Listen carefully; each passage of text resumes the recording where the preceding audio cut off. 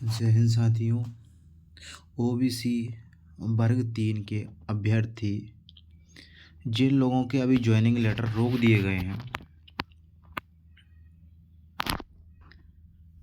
वो साथी बहुत परेशान चल रहे हैं, क्योंकि उनकी नियुक्ति का मामला है। सारी चीज़ें उनकी प्रोसेस में हो चुकी हैं, उनके ज्वाइनिंग लेटर अभी तक नहीं आए हुए हैं। उन्होंने जो संभव प्रयास कर सकते थे वो सब कुछ कर लिया है। आचार संहिता लगभग 10 तारीख के आसपास लगने वाली है। लगभग 10 तारीख के आसपास आचार संहिता लगने वाली है। 10 तारीख के 1-2 दिन आगे हो सकती है, 1-2 दिन पीछे हो सकती है। तो लगभग 10 तारीख के आसपास मान के चलो कि आचार संहिता लग जाएगी।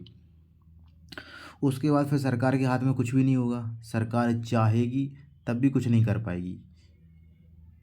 तो हमारा दबाव, या आप सभी जितने भी ओबीसी के चयनित शिक्षक हैं, उनका दबाव यही होना चाहिए, उनकी प्राथमिकता यही होनी चाहिए कि आचार संहिता लगने से पहले पहले सरकार से कुछ ना कुछ, कोई ना कोई अपना ये जो प्रोसेस चल रही थी उसका निराकरण निकलवा लिया जाए। यानी आज तारीख कितनी हो गई है? लगभग 2 तारीख हो गई है, आज 2 अक्टूबर है। तो 2 अक्टूबर से 8 से 10 दिन और मान के चलिए, तो लगभग 10 या 12 तारीख तक आपकी आचार संहिता लग जाएगी। और 10-12 दिन कम नहीं होते हैं, बहुत होते हैं। अगर आप, क्योंकि आपकी जो बात है वो सरकार के लगभग संज्ञान में है। सरकार को सबको मालूम है, मुख्यमंत्री को मालूम है कि आपका मुद्दा क्या है, आप क्यों परेशान हो रहे हो। 1-2 बार उनसे मुलाकात भी कुछ अभ्यर्थियों ने की है, उनको बताया भी है। किसी न किसी नेता के माध्यम से उन तक बात सारी पहुंच गई है। ज्ञापन तो कई जगह दे दिया है, 10 से 20 बार ज्ञापन दे दिया गया है उनको। तो ज्ञापन के माध्यम से तो उनको मालूम था ही है। और कुछ कुछ लोगों ने अपने अपने जो जनप्रतिनिधि हैं उनको लेके उनसे कुछ लोगों ने मुलाकात भी कर ली है। बात मुलाकात की नहीं है, बात इस चीज़ की है कि अपनी जो प्रोसेस चल रही थी उसका आज तक हुआ क्या है।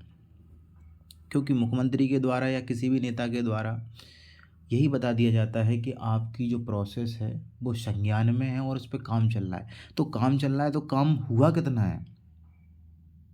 इतना बड़ा काम तो है नहीं। जब आपको जिला मिल गया है, यानी आपको जिला दे दिया है, आपकी स्कूल की चॉइस फिलिंग हो गई है, स्कूल की चॉइस फिलिंग हो गई है, उसके बाद बचता क्या है? सिर्फ स्कूल देना, यानी आपकी ज्वाइनिंग लेटर डालना ही तो काम बचता है बस। तो फिर उसमें कौन सी प्रोसेस चल रही है ऐसी कि जिसमें इतना समय लग रहा है? 2 महीने, 2 महीने के आसपास लगभग समय हो गया है। यानी 10 तारीख को ज्वाइनिंग लेटर आ गए थे, तो 10 तारीख से तो कितना समय हो गया है। फिर ये कैसी प्रोसेस चल रही है, क्या हो रहा है, ये तो समझ से परे है, समझ से बाहर है कि क्या चल रही है। कि बेवकूफ़ बनाया जा रहा है कि वास्तव में कोई प्रोसेस चल रही है, ये हम नहीं जानते हैं ना। आप शायद आप भी नहीं जानते होंगे कि कैसी प्रोसेस चल रही है, क्या चल रही है। जो भी चल रहा हो, सिर्फ जो ओबीसी वर्ग के चयनित शिक्षक हैं उनका एक ही मकसद होना चाहिए कि हमें ज्वाइनिंग लेटर हर हालत में आचार संहिता से पहले पहले लेना है। और उसके लिए आपको खुद को प्रयास करना होगा। सभी लोग अपने अपने जो भी ज़िले में जो भी जनप्रतिनिधि हैं, जिन पे दबाव बना सकते हो उन पे दबाव बनाइए कि तब हम वोट आपको तभी देंगे, क्योंकि हम परेशान हैं। सरकार का काम क्या होता है कि जो लोग होते हैं उनकी परेशानी का समाधान करना, तभी तो इंसान वोट देता है। तो हम वोट तभी देंगे हमारी परेशानी का समाधान होगा, नहीं तो हमारी वोट देने का मतलब क्या है? ये जो नौकरी है, जो भी चयनित शिक्षक हैं जिनको रोका गया है, उनके लिए अपने आप में बहुत बहुत बड़ी चीज़ थी ये नौकरी। तो हमारी बात यही है कि समाधान आपका 100% होगा, इसमें कोई दोहरा नहीं है कि नहीं होगा।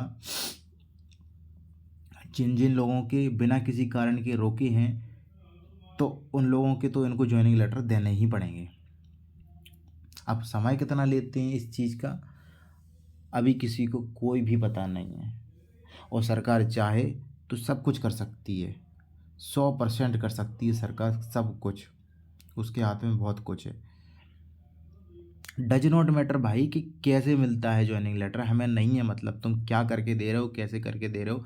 अगर तुमने हमें इस प्रोसेस में इतना लंबा खींच के लाए हो तो हमको ज्वाइनिंग लेटर देना ही पड़ेगा। तो साथियों, अभी भी समय है, बिल्कुल एकजुट हो जाइए, जो जहाँ जितना कर सकता है उसको करिए। पदवृद्धि अपना एक विकल्प है, तो वो चल रही है प्रोसेस, उसके लोग साथी अपने अपने आंदोलन कर रहे हैं, जो भी है। अगर उनका भी सपोर्ट कर सकते हो तो आप सब उनका भी सपोर्ट करिए, वो एक अलग मैटर है। लेकिन जो आपका मैटर है, सिर्फ जिनकी ज्वाइनिंग लेटर रोक दिए गए हैं, तो उनको सामने आके बताना तो पड़ेगा ना कि ज्वाइनिंग लेटर रोके हैं, क्यों रोके हैं। अपना अपना ये क्या है कि एक तर्क दे देते हैं कि ये मैटर है, वो मैटर है, लेकिन वास्तविकता में क्या वो मैटर है? जो मैटर का वो तर्क देते हैं कि जिला रोस्टर में वो लागू होता है, नहीं होता है। जब नहीं होता है तो तुम एक ही कपड़े तुम 10 लोगों को कैसे पहना सकते हो, एक ही टोपी तुम 10 लोगों को कैसे पहना सकते हो? ये तो बेवकूफ़ बनाना हुआ।